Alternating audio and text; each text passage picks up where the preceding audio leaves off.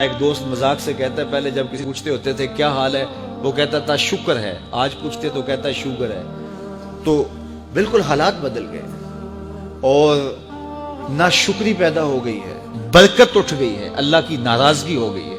یہ ناراضگی کیسے ہوتی ہے؟ جب ہم اس کے حکموں کو توڑتے ہیں تو پھر وہ ہماری پرواہ کرنا چھوڑ دیتا ہے، پھر صحرا میں پڑے ہوئے خشک پتے کی طرح ہوائیں چاہے ادھر اڑائیں چاہے ادھر اڑائیں، اللہ کو کوئی غرض نہیں ہوتی، وہ جدھر مزید دھکے کھاتا پھرے، اور اگر کوئی اس کا ہو جائے پھر وہ اللہ کے ذمے ہوتا ہے، اللہ پھر اس کی حفاظت کرتا ہے۔ کوئی میلی آنکھ سے دیکھ کے جائے کہاں کہ کسی میں ہمت کیسے ہو۔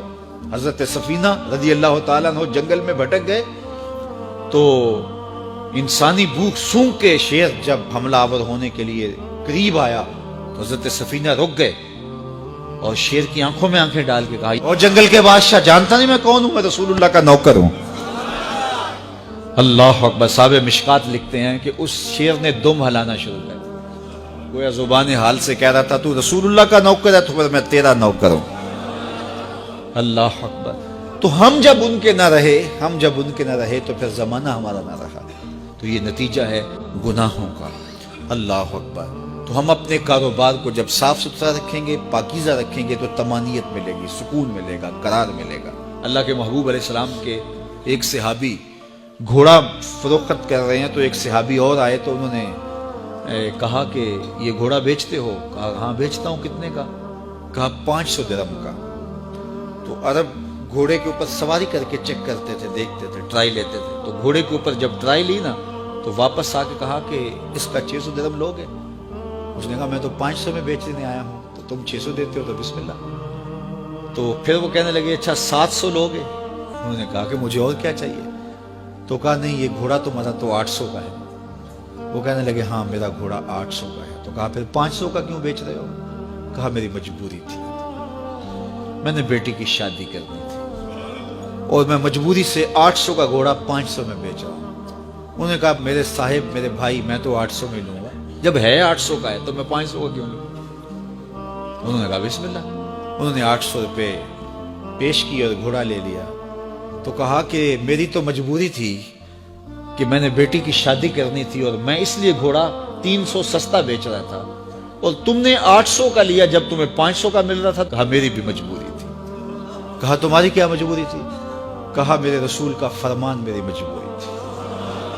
کہا کیا رسول اللہ کا فرمان ہے؟ کہا ہمارے رسول نے ہمیں سودا خریدنے کا حکم دیا ہے، کسی کی مجبوری خریدنے کا حکم نہیں دیا۔ آج تو کہتے ہیں جناب یہ 5 کروڑ کی پراپرٹی ہے، وہ تو مجبور ہے بیچارہ اس لیے 3 کروڑ کی بیچ رہا ہے۔ ہم کہتے ہیں بس ہاتھوں ہاتھ اٹھا لیں۔ یار اگر کوئی بندہ اپنا گھر بیچ رہا ہے اس لیے کہ وہ مجبور ہے اور وہ 1 کروڑ روپے کا ہے تو ہم اس کو 50 کا کیوں خرید رہے ہیں؟ جب ہے 1 کروڑ کا، 1 کروڑ کا خریدے۔ اور جو ساری زندگی لوگوں کی مجبوریاں خریدتے ہیں، فلاں پراپرٹی فلاں کی مجبوری سے خریدی، فلاں پراپرٹی فلاں کی مجبوری سے خریدی، کچھ لوگ اس طاق میں رہتے ہیں کوئی مجبور ہو تو اس سے خریدیں۔ اللہ اکبر۔ پھر ایک وقت آتا ہے کہ یہ مجبور ہوتا ہے اور اس کی پراپرٹی کوڑیوں کے بل بک رہی ہوتی ہے۔ ہم نے اپنی آنکھوں سے ایسے مناظر دیکھے ہیں۔ تو کسی کی مجبوری نہ خریدیں، سودا خریدیں۔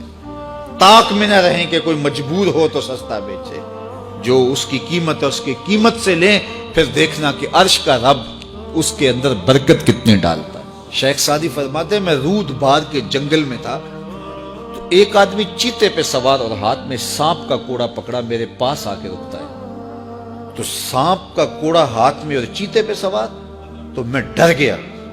جب میں ڈر گیا تو وہ مسکرا پڑا۔ اس نے کہا سعدی ڈر گئے ہو؟ میں نے کہا بات ہی ڈرنے کی ہے۔ کہا تو خدا کا ہو جا، خدا کی خدائی تیری ہو جائے گی۔